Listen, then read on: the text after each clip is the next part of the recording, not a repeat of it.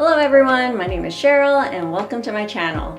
A lot of people wonder if it's difficult to find work in Canada and how do you go about finding a job. In this video, I'm going to share with you ways that may help you find work in Canada faster and also easier.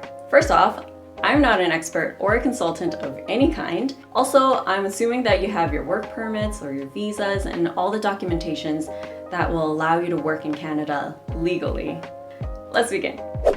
Polish your resume.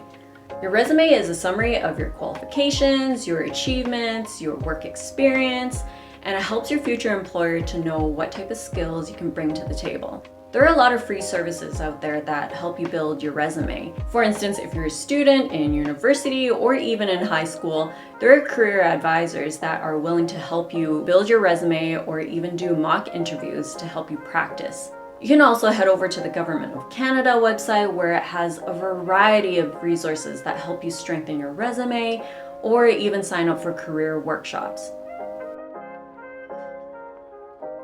Write up a cover letter.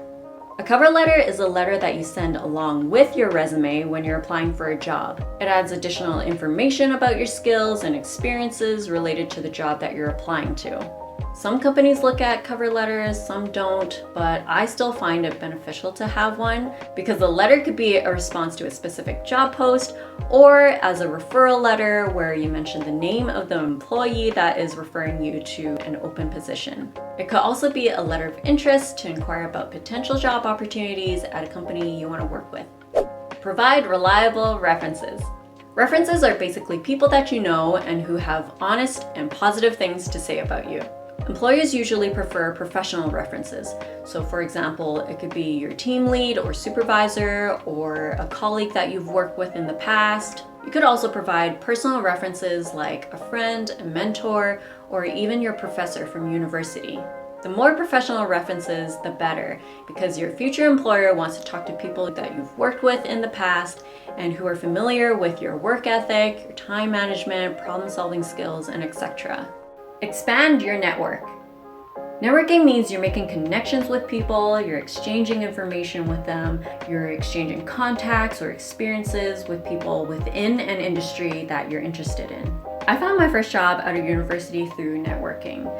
I basically told a friend of mine at church that I was looking for work, and my friend went over to her friends and found out that there was a job posting at their company. And so right away, I sent out my resume and went through the interviewing process, sent out my references, and I got a job. Sometimes a random conversation would start at a coffee shop or on a bus or even at a bank. One time, someone told me that there was a job posting there and asked me to apply.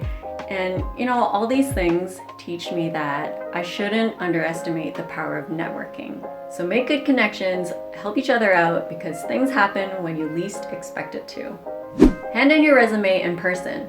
Some people think this is a really outdated way to look for a job, but to be honest, there are a lot of employers out there that don't mind it, especially if you're applying for jobs like retail, at a coffee shop, at a salon, because they can see the way you dress, what your hair looks like, the way you smile and interact with other people. Now for more office-y types of jobs, I would still hand in my resume and cover letter, but not in person. I would do that through email, even if there's no job posting, because you just never know what's going to happen in the future, right?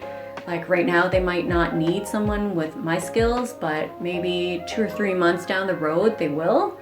Or, you know, worst case scenario, they send you a rejection letter, and that's okay. Like, as long as I've tried my best, that is all that matters. Prepare for your interview. I feel that every country has a different style of interviewing people. In Canada, you want to make sure you know your resume inside out. You got to know your strengths, you got to know your weaknesses. You got to think of examples of how you demonstrated good time management or, problem-solving skills, how you work in a team or as an individual. Practice talking in front of a mirror. Get your friends to interview you. If you have a career counselor, get them to do a mock interview so you can practice your interviewing skills. If you're interested in learning how to prepare for interviews and what common questions are asked, let me know in the comments below and I'll create a video for that. Last but not least, you can apply through job posting sites. Common job posting sites used in Canada are LinkedIn, Workopolis, Indeed, Glassdoor.ca, Monster.ca, and the Government of Canada Job Bank. I personally like to use Glassdoor.ca because it allows me to read employee reviews on a company. It helps me to learn whether or not that company is suitable for me or not. So, is it hard to find a job in Canada? I honestly don't have an answer for that. I just know that the more jobs I apply to, the higher the chances of finding a job. If I were in a position where I need a job right away, I would probably just work any job temporarily. At least I have some sort of income, I'm meeting new people, and I'm gaining work experience. And I would work that job until I find something that I'm truly looking for. This is it for this video. Thank you so much for watching. If you enjoyed it, don't forget to hit like, share, comment, and subscribe to this channel for free. And also, don't ever give up. You can do it. I will see you in the next video. Bye!